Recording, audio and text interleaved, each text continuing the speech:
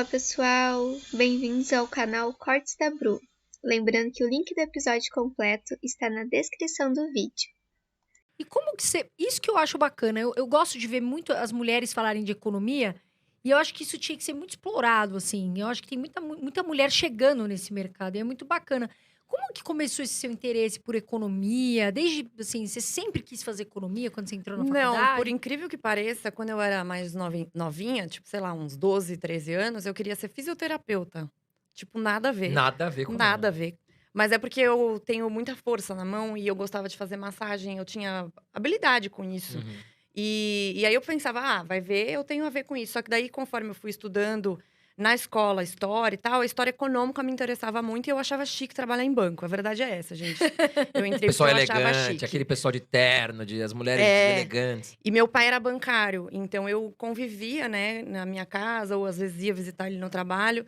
E eu achava muito chique as mulheres de pastas e falando de dinheiro e tal. Então eu não sabia muito o que me esperava, mas acabou que deu certo. Então eu acho que eu tive um pouco de sorte de escolher essa carreira, porque eu me dei bem nela logo de cara, assim. Legal, Renata. Agora, hoje nós vamos falar sobre capitalismo. Só que algumas pessoas não sabem o que é o capitalismo, né? Conta um pouquinho, Renata, o que é o capitalismo e como surgiu o capitalismo? Então, isso é um assunto muito legal e que bom que hoje mais pessoas, mais podcasts querem falar sobre esse assunto, porque capitalismo eu acho que é o conceito mais mal interpretado da história. Acham que é tudo capitalismo, menos o que ele de fato é. E da onde ele veio antes de explicar o que ele veio depois da Revolução Industrial. Então, como é que era a nossa vida até 1800, mais ou menos, né? 1820. Era uma vida muito complexa, muito difícil, que você não tinha acesso a maior parte das coisas. Foram 5 séculos só de feudalismo. E o feudalismo era o senhor feudal, que distribuía as terras, alguns para os cavaleiros, que faziam a proteção militar ali das terras, e os servos, que faziam a produção e entregavam a maior parte para ele. Só que como não tinha facilidades, tipo, não tinha uma máquina de colheita, não tinha ferramentas disponíveis, eles inventaram algumas coisas que melhorou um pouquinho o processo, otimizou um pouco o processo, mas não era suficiente para uma produção em massa. Então, a maior parte das pessoas, cerca de 95% da população mundial, estava numa miséria grande. E o que mudou isso foi o capitalismo depois da Revolução Industrial. O que é a Revolução Industrial? Produção em massa pela primeira vez. Então, as grandes fábricas nasceram dessa Revolução Industrial por causa da invenção da máquina a vapor. Então, foi a primeira vez que era possível distribuir as coisas de uma forma massificada.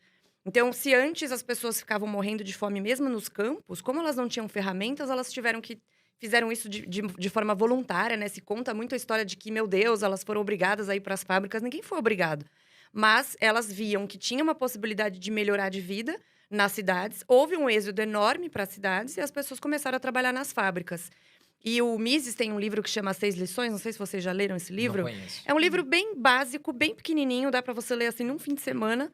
E ele é uma boa introdução para quem está querendo entender de economia de uma forma simples de entender, sabe? Sai sem economês, bem mastigado. E uma coisa que ele fala nesse livro que eu acho muito legal é que a primeira vez que o trabalhador se transformou em consumidor foi a partir da Revolução Industrial. Porque até então o trabalhador ele entregava a produção para outra pessoa e ficava com muito pouco. Porque não tinha excedente, a produção não tinha... A produtividade era muito baixa. Depois da produção em massa... Aí ele era o cara que produzia, mas que também comprava. Então ele conseguia ter acesso a roupas, a calçados e a concorrência, o estímulo à concorrência que isso causou, porque as pessoas queriam ganhar dinheiro, e essa é a natureza humana, ganhar dinheiro, que na verdade quer dizer melhorar de vida. Sim. Né? Dinheiro é melhorar de vida. Então, assim, todo mundo quer uma casa melhor, ou viajar mais, ter acesso a coisas melhores. Isso, inclusive, quem se diz comunista, tá? Ninguém é burro. Claro, com Todo mundo certeza. quer O que a melhorar gente de vê de vida. pessoa que fala que é comunista e Viajando tá pra indo pra Miami. Nova York. Mas ninguém quer ir pra Cuba. Engraçado, né? Não é Ninguém verdade? quer ir pra Cuba. E isso é engraçado porque as pessoas falam, não, mas não tem nada a ver isso de eu viajar, porque eu quero que todo mundo viaje. E a pessoa não entende de lógica de mercado básica. Se ela entender de lógica de mercado e excluir bem o mimimi, ela vai conseguir entender que ela, na verdade, é capitalista e que não tem problema nenhum disso. Não, se ela quiser, se ela acha que todo mundo tem que viajar, faz o seguinte, paga uma viagem pra gente aqui, Maldivas, né? Alguma coisa assim. Não faz sentido. Agora, tem uma frase que fala assim, Renata, o capitalismo não gerou a pobreza, né? Essa condição de diferença social, mas herdou. O que você tem pra falar sobre isso? Bom, primeiro que a condição natural do ser humano é a pobreza. A gente tem uma ideia de como a gente vive no século XXI, né, 2021, que tudo que a gente tem hoje nasceu assim. A gente nasceu e estava assim e estava tudo pronto. Então, tudo que a gente tem acesso hoje, internet, Wi-Fi, ar-condicionado, luz elétrica, coisas básicas, até sistema de esgoto, eram coisas inexistentes quando a humanidade nasceu. Então, começou com a evolução do mundo, ela é extremamente lenta, demorou milhões de anos até aparecer o primeiro homem e depois mais vários anos, vários séculos, até a gente começar a ter o que se chama de civilidade, de civilização. Então, inicialmente, os grupos, né, as tribos e tal, eles tinham, e até por isso que existe um papel diferenciado para homens e mulheres em termos evolutivos, porque a vida era tão difícil que não dava para o homem e a mulher fazer as mesmas coisas. A mulher ficava cuidando da casa, da prole, da reprodução dos filhos e depois da continuação da espécie, e o homem, como tem mais força física, ia para a parte de caçar, proteger a sua cabana, a sua caverna, coisas assim. E algumas civilizações, tipo as vikings, por exemplo, as mulheres participavam ativamente das guerras. Mas aí depende da civilização. Mas o ponto é que era muito difícil a vida. E a pobreza é a condição natural do ser humano. É que hoje a gente não vê mais assim porque a gente tem muito mais facilidade. Eu até falo que o capitalismo tem um único defeito, que é deixar as pessoas com muito tempo livre.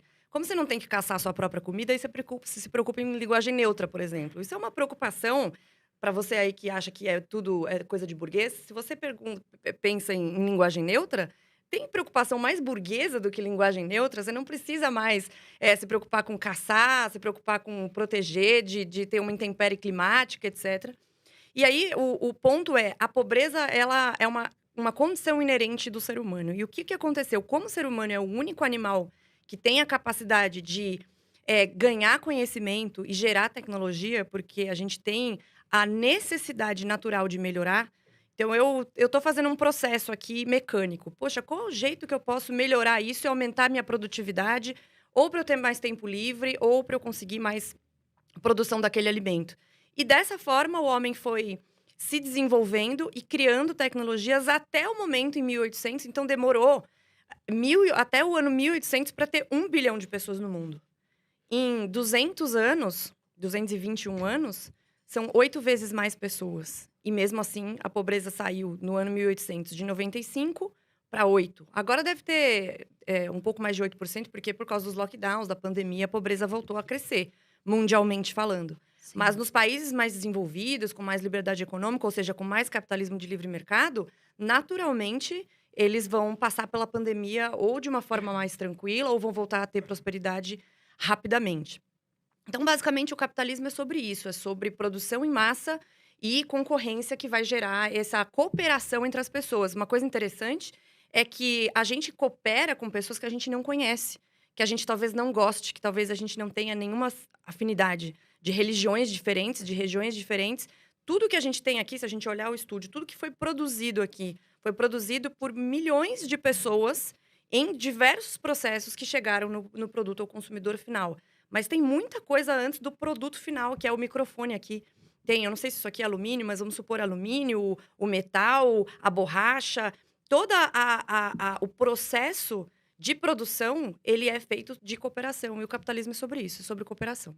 Renata, e muitos críticos do modelo atual que nós temos, né, o capitalismo que nós temos hoje, eles falam que as riquezas elas são finitas, né? E o que você acha sobre isso? Porque eles falam que o capitalismo no futuro, do jeito que nós temos hoje, ele vai morrer. A gente não vai ter mais isso. O que você acha sobre isso? Bom, primeiro eu vou falar que eu não acho, eu sei. É uma diferença grande, assim, porque tem coisas que são opiniões e tem coisas que são fatos. Qual é o fato? Que economia não é jogo de soma zero. Riqueza se cria. Riqueza não é um bolo único que se distribui. Isso é muito provado, é muito facilmente provado quando você olha o gráfico de riqueza do mundo. Então, de novo, voltando para 1800, você pegar o gráfico, ele é bem flat até o ano de 1800, de riqueza e de pobreza. Pobreza em 95%, mais ou menos, sendo que 85% era miserável mesmo. E a riqueza também muito flat, perto de zero. Aí, quando você tem o capitalismo, depois da Revolução Industrial, o gráfico, ele simplesmente faz assim, ó. É um L. Um L ao contrário. É absurdo. E isso é porque a geração de riqueza foi possível. O que é a geração de riqueza? É dinheiro? É papel? Não. É criar facilidades. Então, se hoje eu consigo, pela internet, eu tenho um celular que eu consigo comprar, inclusive, a prazo, se eu quiser, e eu tenho internet, que seja de um Wi-Fi de um café que eu for, não precisa nem ser o meu. Eu consigo montar uma loja, eu consigo montar um Instagram, começar a falar para as pessoas, e consigo vender um produto digital, eu consigo vender um e-book, eu consigo vender um crochê que eu faço. Então, essa criação de facilidades é o que a gente chama de geração de riquezas. Então, ela não é finita, ela nunca foi finita, e o homem com essa capacidade de procurar melhorar os processos, otimizar os processos, ele busca melhores tecnologias. Então, como eu falo, né, a gente sempre acha que estava tudo aqui desde que a gente nasceu. Como que era antes de ter energia elétrica? Era principalmente movido a óleo de baleia. Como que hoje se preserva muito mais baleias do que há 200 anos atrás? Porque inventaram energia elétrica e começaram a usar o petróleo. Ah, mas o petróleo ele não é para sempre, né? Estão descobrindo novas jazidas, estão descobrindo maneiras melhores de refinar esse petróleo, estão descobrindo energias renováveis e estão indo para fora do mundo, estão indo para Marte, talvez para outros locais, buscar novas possibilidades, novos recursos. E isso tudo só é possível por causa do capitalismo. Então, esse negócio de, o capitalismo morreu, não, o capitalismo nunca vai morrer, exceto em locais que for feita uma imposição, como aconteceu na Coreia do Norte, na Venezuela, em Cuba, e o resultado a gente já viu como é. Meu Deus do céu.